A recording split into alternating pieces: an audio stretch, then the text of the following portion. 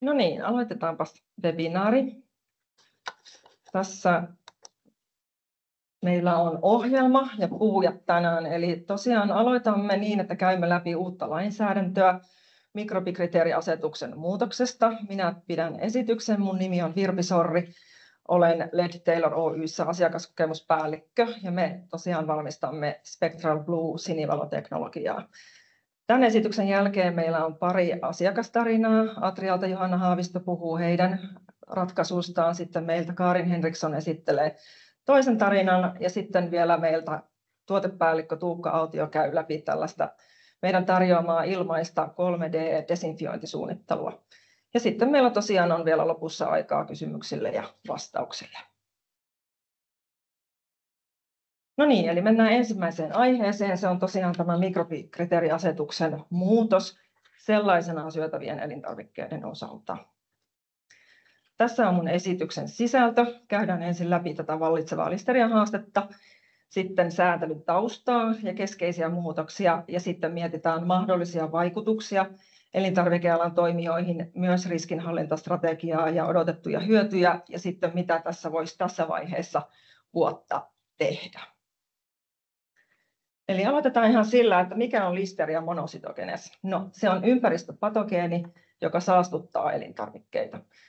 Listeria esiintyy maailmanlaajuisesti maaperässä, vedessä ja eläinten ruoansulatuskanavissa. Listeria monocytogenes voi aiheuttaa lievän ei-invasiivisen infektion tai vakavan invasiivisen listeriositaudin, jolla on myös korkea kuolleisuusaste. Suurin riskiryhmä on haavoittuvat väestöryhmät, esimerkiksi raskaana olevat naiset, iäkkäät ihmiset ja immunipuutteiset ihmiset. Listeria sietää monenlaisia olosuhteita, esimerkiksi happamia, kuivia ja suolaisia, niin hapen kanssa kuin ilman happea.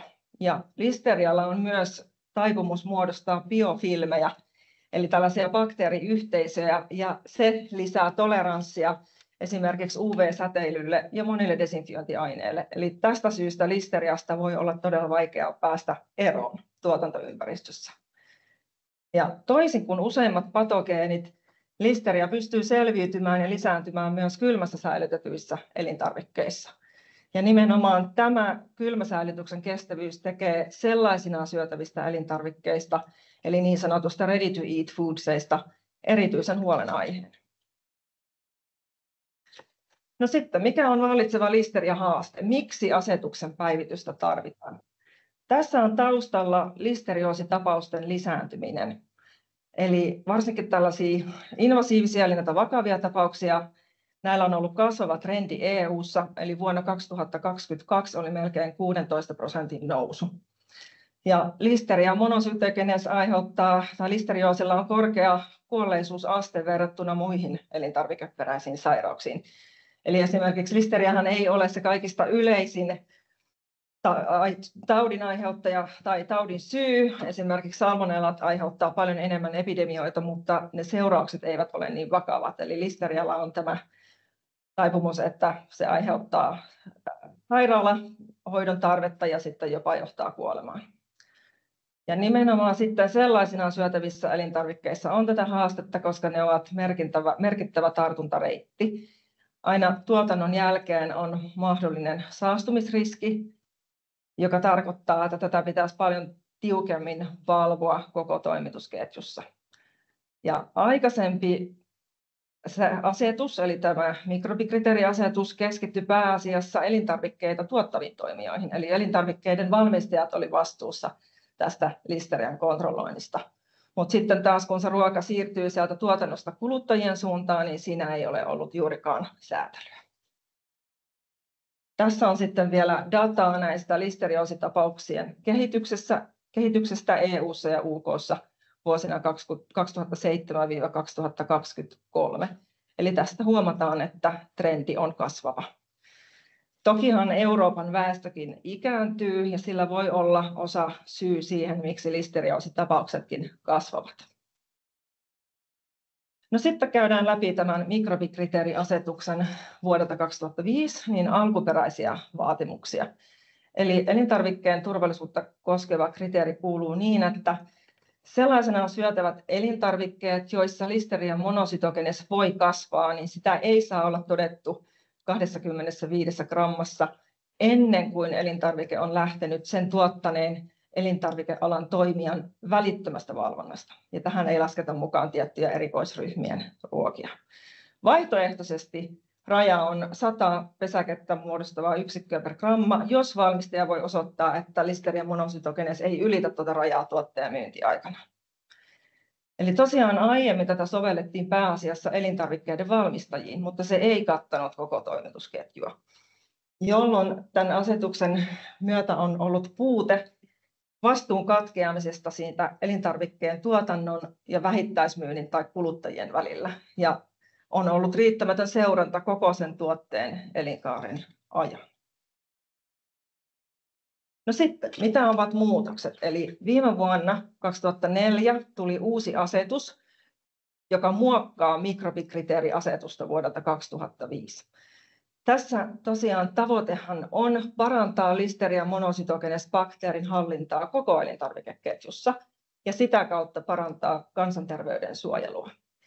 Ja nyt on laajennettu vastuu, eli kaikkien elintarvikealan toimijoiden on noudatettava vaatimuksia, mukaan lukien jakelijat, vähittäismyyjät ja ne tuonti- ja vientitoimijat, jotka saattavat sellaisenaan syötäviä elintarvikkeita EU-markkinoille. Ja tosiaan mikrobiologiset kriteerit ovat tiukemmat, eli Listeria monocytogenes ei saa olla todettavissa 25 grammassa koskien kaikkia tilanteita, jolloin tätä elintarviketta saatetaan markkinoille niiden myyntiaikana. Mutta tosiaan sitten tässä on mahdollisuus tähän 100 pesäkettä muodostavan yksikön per gramma rajaan, eli jos tämä pystytään osoittamaan, että se Listeria monocytogenesin määrä ei ylity tuon rajan yli tuotteen myyntiaikana, niin sitten tätä sovelletaan. Mutta jos tätä ei voi osoittaa, niin sovelletaan tiukempaa kriteeriä. Ja tosiaan tämä uusi asetus julkaistiin viime vuonna, mutta tässä on nyt tällainen täytäntöönpano- ja valmistautumisaika, joten tämä uusi asetus tulee voimaan. Sitä aletaan soveltaa noin vuoden kuluttua, eli 1.7.2026. Niin kuin tuossa jo aikaisemmin sanoin, niin mikrobiologiset vaatimukset ovat tiukemmat, mutta siis ydinkriteerit säilyvät, eli siihen ei sinällään tule muutosta, mutta se tämä kriteeriä sovelletaan nyt koko säilyvyysajan aikana sieltä tuotannosta, jakeluun, myyntiin, varastointiin, siihen, että kuluttaja sen tuotteen hankkii ja syö. Ja silloin tämä tarkoittaa myös sitä, että tässä vaaditaan seurantaa koko jakeluketjussa. Ja vaatimusten mukaisuutta täytyy myös dokumentoida toimitusketjun jokaisessa vaiheessa. No sitten käydään tässä läpi elintarvikeluokkia, joihin muutos vaikuttaa, eli nimenomaan sellaisenaan syötävät elintarvikkeet, joissa Listeria monocytogenes voi kasvaa. Ja tämä sellaisenaan syötävät elintarvikkeet, eli niin sanotut ready to eat foodsit, on nimenomaan niitä, jotka on tarkoitettu syötäväksi ilman kuumennuskäsittelyä tai jotain muuta käsittelyä ennen syömistä. Ja tällaisia elintarvikkeita ovat esimerkiksi pehmeät ja puolipehmeät juustot, savustetut ja suolatut kalatuotteet, kypsennetyt lihatuotteet, valmissalaatit, vihannekset, voileivät ja tällaiset kylmänä syötävät valmisateriat ja esimerkiksi maitopohjaiset jälkiruuat voivat olla tällaisia. Tässä on näitä tuotteiden ominaisuuksia ja tälle on tyypillistä pitkä säilyvyysaika, kylmä säilytys ja nimenomaan se, että ei kuumenneta ennen syömistä. No sitten mietitään mahdollisia vaikutuksia elintarvikealan toimijoihin. Eli elintarviketuottajien näkökulmasta voidaan joutua tekemään säilyvyystutkimuksia Listeria monocytogenes bakteerilla, esimerkiksi rasituskokeita, kestokokeita. On myös olemassa mallinnusohjelmia tämän asian selvittämiseen. Mutta ylipäätään dokumentaation tarve kasvaa. Sitten tulee kysymykseen lämpötilapoikkeamien tutkimukset, tarvitaanko missä määrin sellaisia, ja entä sitten kuluttajien valistaminen, että tietysti kuluttajien vastuukin tässä on, niin onko sitten järkevää, että elintarvikevalmistajat jollain tavalla tähänkin enemmän osallistuu. Mutta sitten tietysti myös jakelijat ja vähittäismyyjät joutuvat nyt osallistumaan enemmän, eli heilläkin on seurannan vaatimuksia liittyen lämpötilan hallintaan, säilyvyysajan hallintaan ja sitten dokumentointiin, että voidaan osoittaa, että tätä tehdään. Ja sitten tietysti voi olla toiminnallisia muutoksia liittyen kylmäketjun hallintaan, tällaisiin first in, first out -protokolliin, mutta myös ehkä henkilöstön koulutusta listeriariskeistä ja siitä, miten sitä hallitaan. Ja sitten voi olla toimittajien tarkastusmenettelyjä. Ja sitten ylipäätään kaikenlainen kirjanpito, seuranta, dokumentointi, mikä varmasti kasvaa. Ja sitten tietysti kun näitä vaatimuksia on enemmän ja se koskettaa useampia toimijoita, niin sitten viranomaisvalvonta varmasti lisääntyy, koska joudutaan sitten tekemään tarkastuksia heidän taholta. No, tässä on sitten jotain riskinhallintastrategioita, mitä voisi tulla kyseeseen, esimerkiksi teknisiä ratkaisuja. Voidaanko tuotteita joutua uudelleen formuloimaan niin, että listerian kasvua estetään esimerkiksi säätämällä pH:ta? Tai onko pakkausinnovaatioita, joita voitaisiin käyttää, suojakaasut sun muut, mitä sieltä voitaisiin saada apua, tai sitten optimoida prosesseja esimerkiksi tehostettujen lämpökäsittelyiden kautta. Sitten yksi tietysti, mikä voi tulla kyseeseen, on säilyvyysajan lyhentäminen mahdollisesti. Onko se sitten asia, miten tätä lähdetään ratkomaan? Sitten toiminnallisia, operatiivisia ratkaisuja voi olla esimerkiksi sitä, että jaetaan vastuuta toimittajakumppanuuksien kautta, kylmäketjun hallinnan parantaminen, miten sitä seurataan. Sitten koulutusohjelmat, tähän varmasti täytyy satsata, henkilöstön osaamista kehittää. Ja sitten se lisääntynyt dokumentointi, miten sitä voidaan tehdä paremmin esimerkiksi digitaalisten seurantaratkaisujen kautta. No tietysti tällä muutoksella on hyvä tarkoitus. On tarkoitus tehdä jotain, odottaa hyötyä tältä tiukkenevalta asetukselta. Eli odotetut hyödyt liittyvät tietysti kansanterveyteen, kun pyritään vähentämään Listeria monocytogenes-kontaminaatiota ruoassa. Ja sitä kautta tietysti pyritään saamaan näitä vakavien listeriositapausten vähenemistä. Ja tietenkin sitten kuluttajien kannalta, jos ruoka on entistä turvallisempaa syödä, niin se vahvistaa sitä kuluttajien luottamusta. Ja ylipäätään luodaan sitten vahvempaa elintarviketurvallisuuskulttuuria. No sitten mitä voisi ajatella elintarvikealan näkökulmasta, onhan se sitten reilua, että kaikilla toimijoilla on yhtäläinen vaatimustenmukaisuus, ei vaan elintarvikevalmistajilla. Ja toivottavasti tämä sitten johtaa toimitusketjun läpinäkyvyyden parantumiseen ja riskinhallintakäytäntöjen parantumiseen.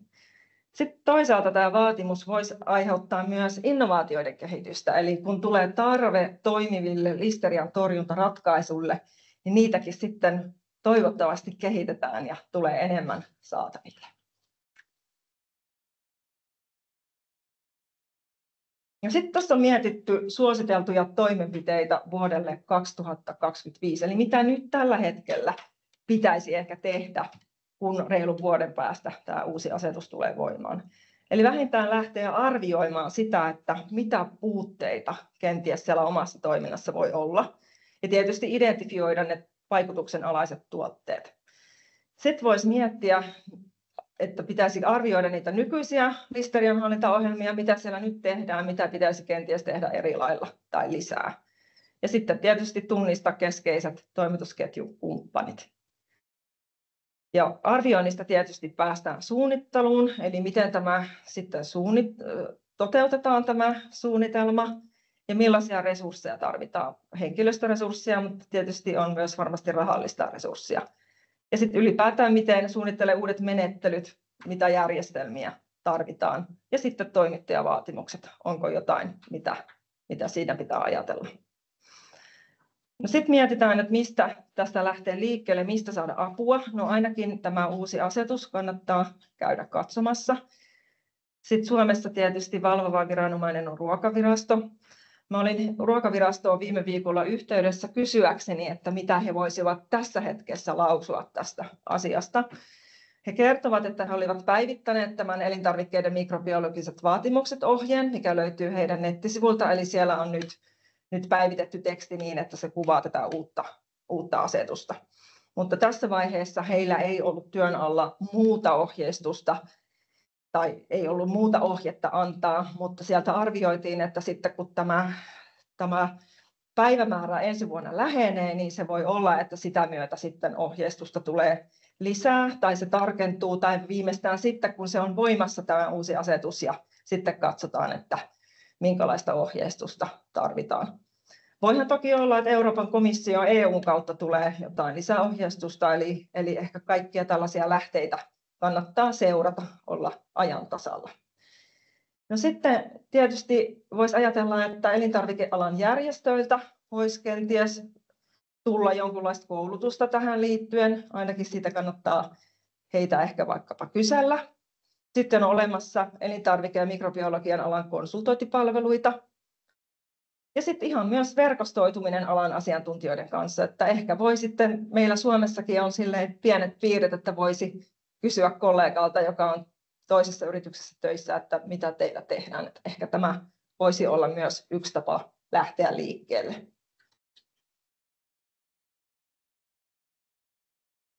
No sitten tässä oli tämä mun esitykseni liittyen tähän asetuksen muutokseen. Nyt käyn nopeasti läpi meidän yrityksen. Tämä toimii siltana sitten seuraavaan esitykseen, eli miten me voimme auttaa elintarvikevalmistajia on tarjoamalla meidän Spectral Blue Multi-Wavelength High Intensity -teknologiaa. Se on kemikaaliton ja UV-vapaa menetelmä listerian poistamiseen tuotantotiloista. Meillä on hyviä asiakastarinoita ja esimerkkejä. Tässä näette muutaman valokuvan ja sitten tässä seuraavaksi kohta näistä keskustellaan lisää. Kiitos. Tässä on minun yhteystiedot, eli laittakaa minulle sähköpostia tai viestiä vaikkapa linkkarin kautta, niin ollaan yhteydessä. Sitten annetaan puheenvuoro Johanna Haavistolle Atrialta. Moi vaan kaikille. Toivottavasti mun ääni kuuluu. Huikakkaa, jos on jotain haastetta sen suhteen, mutta mä lupasin tulla puhumaan muutamalla sanalla näistä meidän testeistä ja ylipäätään ton sinivalon käytöstä meillä laminaarissa laboratoriossa. Mä oon Atrialla laboratoriopäällikkönä olen ollut nyt lähes 5 vuotta täällä Nurmon päässä ja meillä on täällä labra, jossa on monipuolista toimintaa. Mutta mä ajattelin, että mä otan muutaman sanan ensin Atriasta yleisemmin. Voi vaihtaa slaidia. Noin. Eli me täällä Atrialla kehitetään ja valmistetaan tuoreita liha- ja muita elintarvikkeita ja näihin liittyviä palveluja. Lisäksi meillä on myös markkinointia ja myyntiä. Atria Suomi on osa Atria-konsernia, mutta on hyvin iso osa sitä. Ja tässä kuvassakin näkyy nämä meidän toimipaikat. Eli on täältä Pietarsaaresta Turkuun asti löytyy toimipaikkoja ja tämä kaikkein isoin toimipaikka on meillä täällä Seinäjoella tai Nurmossa. Ja Atria on teurastamoteollisuuden ja useiden edustamiemme tuoteryhmien markkinajohtaja Suomessa ja meillä on myös ihan merkittävää vientitoimintaa. Sitten meillä on tytäryhtiönä A-tuottajat Oy, joka vastaa Suomen lihanhankinnasta tai Atria Suomen lihanhankinnasta ja ylipäätään suomalaisen lihan tuotannon kehittämisestä. Ja ylpeästi voidaan sanoa, että Atria-merkkisten tuotteiden liharaaka-aine on 100% suomalaista lihaa. Voi vaihtaa slaidia. Ja muutamalla sanalla nyt vielä näistä meidän tunnusluvuista. Atrian liikevaihto vuonna 2024 oli 1,3 miljardia ja henkilöstöä meillä on yli 2000 henkeä, joista noin 2000 on täällä Nurmossa ja ollaan markkinajohtaja useimpien päätuoteryhmien osalta. Ja ehkä teillekin näkyy tuttuina tuossa muutamia meidän brändejä. Mutta sitten siitä laminaarikaapista ja sinivalosta voi vaihtaa slaidia. Eli meillä on isoa tuotantoa, joten meillä tehdään myös paljon analytiikkaa. Ja täällä Nurmossa Labrassa meillä tehdään ihan päivittäin patogeenianalytiikkaa. Me tutkitaan täällä listeriaa, salmonellaa, stekkiä ja kampylobakteereita. Me käytetään näihin paljon PCR:ää, mutta tehdään myös immunobiologisia analyysejä ja maljamenetelmillä tutkitaan. Ja näiden analysoitavien näytteiden rinnalla me kasvatetaan kontrollikantoja. Ja tämä siksi, että me pystytään sitten osoittamaan näiden avulla, että ne kasvatusolosuhteet on ollut optimaaliset niille tutkittaville bakteereille. Eli me verifioidaan niitä meidän negatiivisia tuloksia tämän avulla osittain. Ja noista patogeenianalyyseistä, mitä me tehdään, ja tutkittavista patogeeneista, niin erityisesti listeria kykenee muodostamaan pinnoilla biofilmejä ja sitten aiheuttaa kontaminaatioriskin laboratorioon. Ja näitä kontrollikantoja käsitellään laminaarikaapissa, joten listerian tuhoaminen tuolta laminaarikaapista on meille tärkeää. Ja tähän me otettiin sitten käyttöön sinivalo. Ja kun me sitä sinivaloa sitten otettiin meille käyttöön, niin me haluttiin testata sen toimivuutta. Ja me päädyttiin tällaiseen testiin, jossa me asetettiin tänne laminaarikaappiin metallilevyille, pipetoitiin listeriaa sisältävää liuosta. Eli ihan ensin me aloitettiin kasvattamalla sitä meidän kontrollikantaa tuolla BHI-liemessä, joka on sellainen hyvin rikas liemi, jossa se mielellään kasvaa se listeria.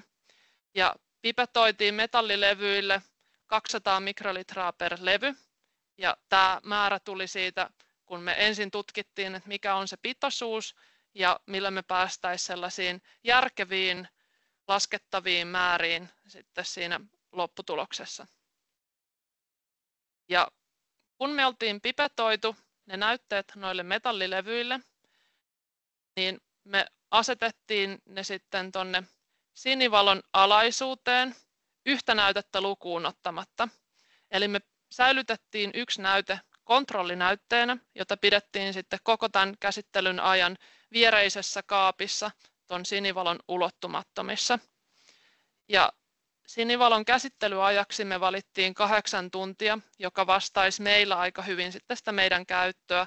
Eli meillä on suunnitelmana, tai käytetään koko ajan valoa yöaikana, se on ajastimella päällä. Ja 8 tuntia on merkattu ajastimeen käyttöajaksi.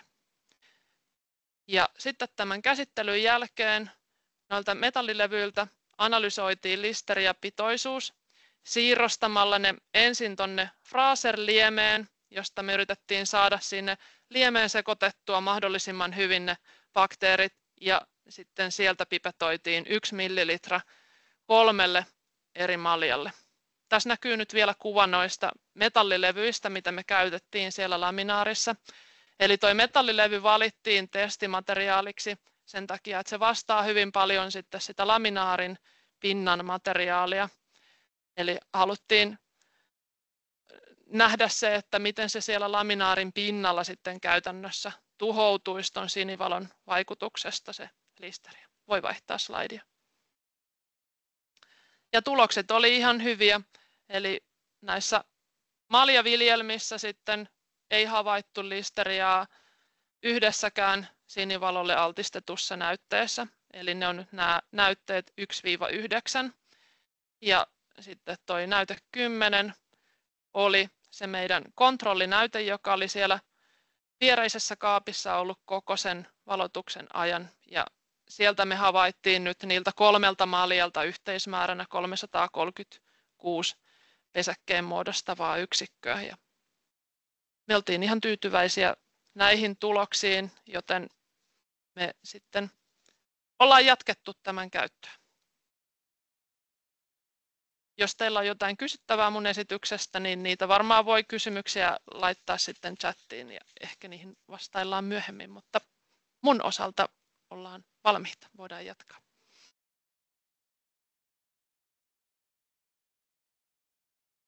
Kiitoksia.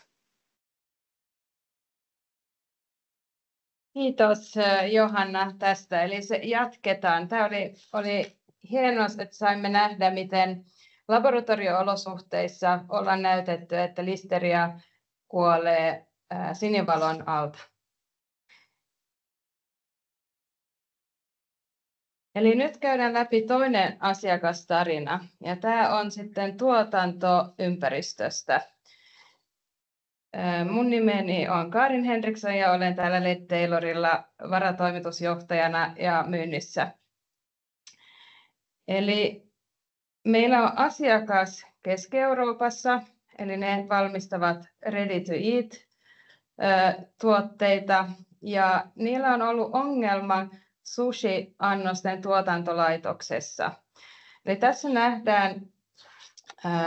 nähdään tämmöinen pakkauslinjasto, ja tämän lähellä on toistuvasti ollut positiivisia listeria monocytogenes-näytteitä, ja kontaminaatio on löytynyt pääasiallisesti lattialta pakkauslinjan alta. Ja vielä se, että työntekijät kävelee edestakaisin täällä ja muutenkin tässä tuotantoympäristössä, niin on riski, että tehdään tämmöinen ristikontaminaatio.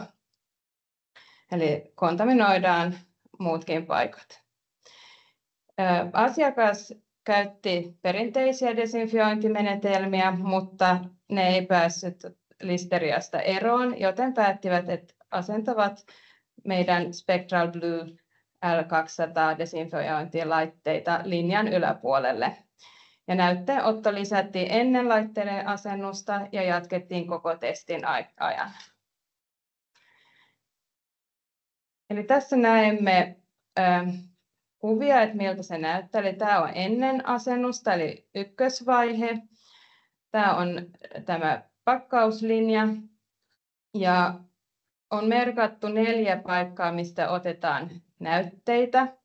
Ja näytteiden otto lisättiin. Ja tämä oli heinäkuussa viime vuonna. Lokakuussa asennettiin kattoon 2 laitetta linjan toisen pään yläpuolelle. Ja ajateltiin, että jätetään toinen pää, että se on niin tämmöinen dark control, eli pimeä kontrolli. Ja muuten oli normaalit hygieniakäytännöt pidettiin voimassa. Sitten 3. vaiheessa tammikuussa, koska tästä saatiin jo hyviä tuloksia, mutta haluttiin nähdä, että miten jos laitetaan koko tämän pakkauslinjaston yläpuolelle sinivaloa, eli millainen vaikutus se sitten antaa, niin asennettiin 2 lisää laitetta tähän linjan toiseen päähän.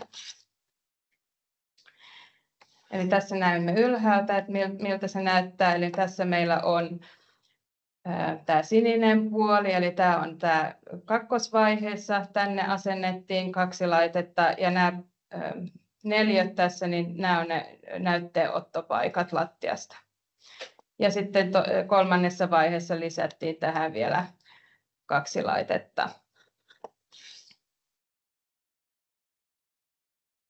Ja tässä näemme valokuvan siitä, että miltä se näyttää. Eli tähän kattoon asennettiin laitteet sille, että valo osuu tähän lattiaan ja myöskin tähän liukuhihnaan.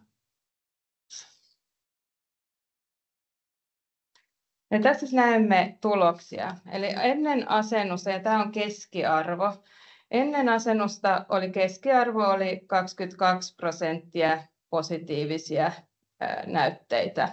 Eli niillä oli oikea ongelma siellä. Sitten asennettiin 2 laitetta ja saatiin vähemmän positiivisia. Ja asiakas sanoi jopa tässä vaiheessa, että ensimmäistä kertaa näimme viikkoja, jolloin positiivisia näytteitä ei löytynyt ollenkaan. Sitten kun asennettiin vielä 2 laitetta lisää, eli tavallaan koko tämä linja oli sinivalo alla, niin meni sitten alas ja siinä lopussa päästi kokonaan listeriasta eroon.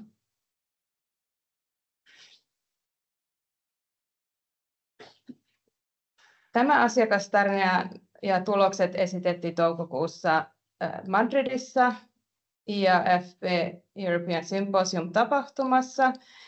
Meillä on tämä posteri meidän kotisivuilla ja meiltä saa myöskin kaikki tulokset, jos haluaa. Eli voi olla yhteydessä meihin näistä. Ja tästä annan sanan nyt Tuukka Autiolle.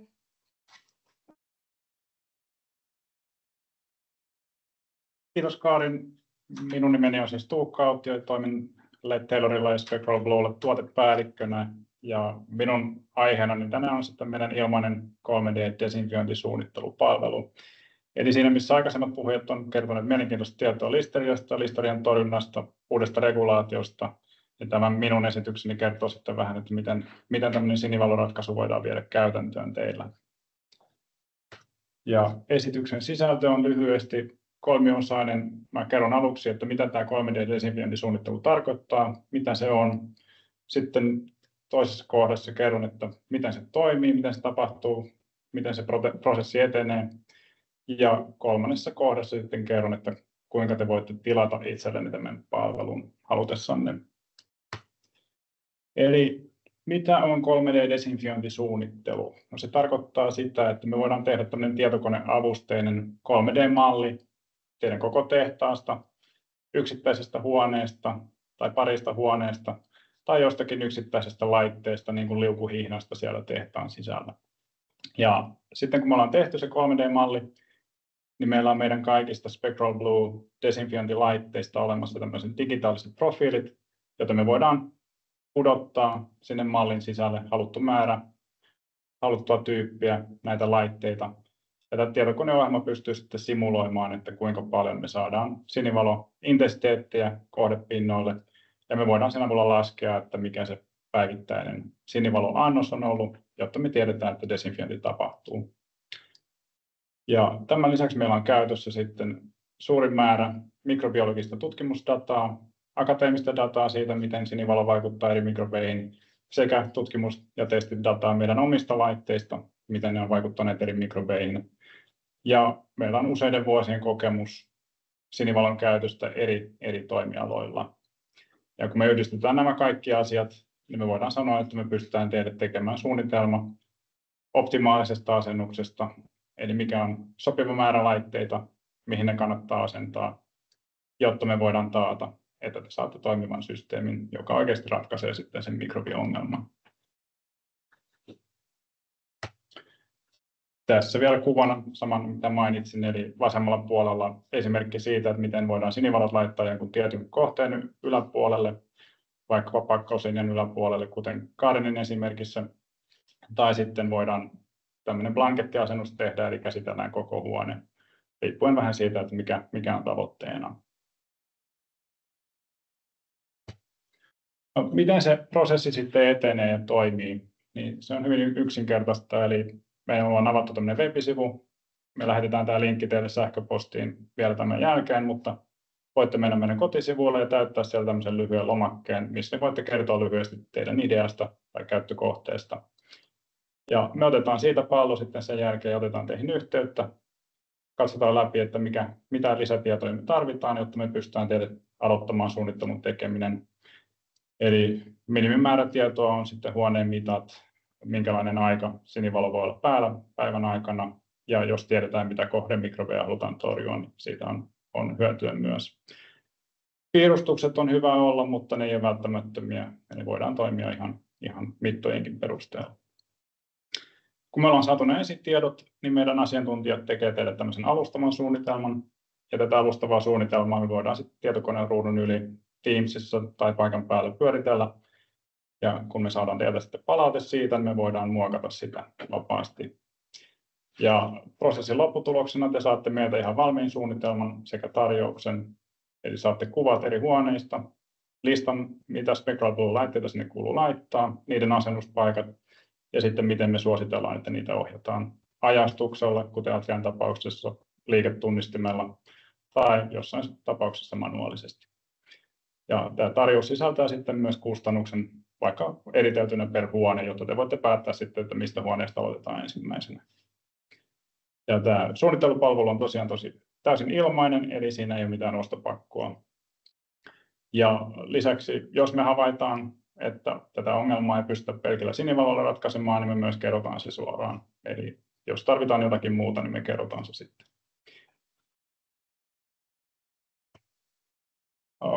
Hyvin lyhyesti, eli minkälaista tietoa me yleensä tarvitaan tämmöisen desinfiointisuunnitelman tekemiseen, niin ihan minimissään meille riittää huoneen mitat, pituus, korkeus, leveys, päivittäinen sinivalon käyttöaika, eli voiko sinivalot olla päällä tuotannon aikana, voiko ne olla päällä vain yöllä tai satunnaisesti päivän aikana. Tarvitaan se tieto tunteena arviolta. Ja sitten, että halutaanko kiinteä asennus, eli laitteet kattoon tai seinään kiinteästi, vai halutaanko siirreltävät laitteet, mitä voi vaihtaa huoneesta toiseen tarvittaessa. Jos on saatavilla enemmän tietoa, niin siitäkin on apua, eli esimerkiksi just se, että keskitytäänkö siinä huoneessa johonkin kriittiseen kohtaan vai katetaanko koko huone. Ja jos tunnetaan, mikä mikrobi siellä on ongelmana, niin siitäkin on meille apua, eli onko kyseessä homeet, listeria, biofilmit vai tehdäänkö yleisdesinfiointia. Ja merkittävä asia on myös se, että tuleeko Spectral Blue olemaan primäärinen pääasiallinen desinfiointitapa siinä huoneessa vai tuleeko se tukemaan nykyisiä olemassa olevia menetelmiä, kuten vaikka kemikaalit. Tässä sitten vielä ruudulta kuva, että miltä se näyttää, se tietokoneohjelman tekemä simulaatio. Eli me saadaan tämmöinen intensiteettikartta, mikä kertoo, missä kohdissa on eniten intensiteettiä, missä kohdassa on vähemmän. Tuossa vasemmalla puolella on tämä Kaarinen esittelemä pakkauslinja. Sinne tehtiin tämmöinen vastaava tietokonemallinnus ensin, jotta voitiin sanoa, että tämä varmuudella tulee toimimaan. Ja tässä oikealla puolella on sitten kokonainen puhdastilalaitos tehty samalla tekniikalla. Ja viimeisenä kalvona minulla on sitten se, että miten tällaisen palvelun voi tehdä itsellenne tilata. Eli jos teillä on idea tai ajatus siitä, että sinivaloa olisi hyvä kokeilla jossakin tilassa, missä on ongelmia, niin menkää tänne web-sivuille, kertokaa lyhyesti meille tästä ideasta ja me otetaan sitten pallo siitä haltuun ja autamme teitä eteenpäin. Ja lomake on hyvin yksinkertainen, siinä kertoo vain käytännössä yrityksen nimi ja minkä tyyppisestä valmistuksesta on kyse. Me päästään sillä eteenpäin. Kiitoksia. Siihen päättyi minun esitykseni ja seuraavaksi meillä taitaa olla vuorossa kysymyksiä ja vastauksia -osio, joten annan mikrofonin sitten moderaattorille.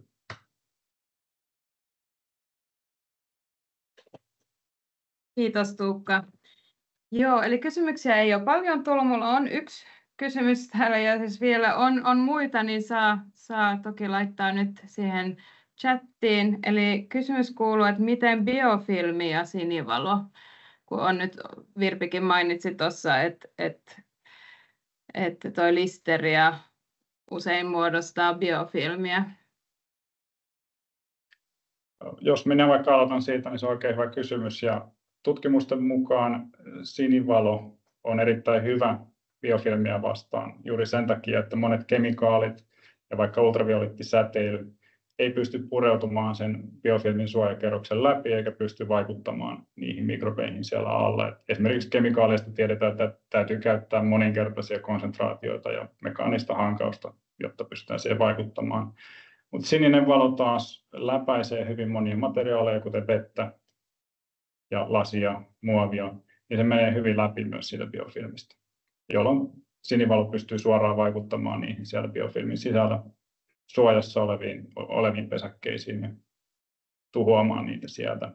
Toki tiedetään myös, että biofilmi vaatii suuremman annoksen eli pidemmän käsittelyajan. Eli sama annos, mikä riittää tavanomaisen mikrobikasvuston tuhoamiseen, niin ei riitä välttämättä biofilmille, vaan vaaditaan tämmöinen niin kuin jatkuva sinivalon käyttö, jotta siitä päästään eroon. Mutta sen jälkeen, kun se biofilmi on saatu rikottua ja tuhottua pois ja sinivaloa käytetään jatkuvasti, niin siinä mikrobi on tosi vaikea muodostaa uutta biofilmiä enää, niin voidaan sanoa, että siitä ongelmasta voidaan päästä myös eroon sitten. Tosiaan vielä biofilmeistä voi sanoa sen, että monelle on tuttu märät biofilmit, mutta niitähän on myös olemassa kuivaa biofilmiä. Tämä on vasta niin kuin viime vuosina tullut tästä tutkimustietoa lisää ja sinivalo toimii niin märkään kuin kuivaankin biofilmiin.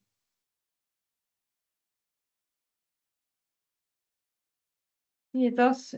Jos ei nyt ole muita kysymyksiä, niin meillä on englanninkielinen webinaari myöhemmin tänään, ja jos sieltä tulee, niin me voidaan tietysti laittaa kaikille osallistujille myöskin kirjallisena myöhemmin kysymyksiä ja vastauksia siitäkin webinaarista. Mutta jos ei nyt tule muita kysymyksiä, niin annetaan vielä meidän toimitusjohtajalle Michelle Schmidtille sana. Joo, hei, suuri kiitos munkin puolesta tästä, että oli kiinnostavia juttuja ja joitakin uutuuksia aina niissä tulee. Tärkeänähän on tietysti, että keskustelu jatkuu ja meillähän on myös kalvo tässä, missä löytyy kaikkien henkilöiden yhteystiedot, eli tässä löydettiin infon kautta pääsette meihin kaikkiin kiinni ja tähän free planningin, mistä Tuukka kertoi, niin käyttäkää se hyväksi, että se ei maksa mitään. Näette, miten helppoa tämä on ja sehän toimii sitten heti ensimmäisenä päivänä, kun laitteet on asennettuna, että sillä tavalla saadaan pysymäänkin suomalainen ruoka listeriasta vapaa. Mulla ei muuta. Mä haluan vaan toivottaa teille hyvää kesää, mutta ehkä tämä on hyvä asia hoitaa pois alta ennen kesälomia. Kiitoksia kaikille ja tulkaa kuuntelemaan englanniksi uudestaan tunnin päästä, jos haluatte. Hei hei!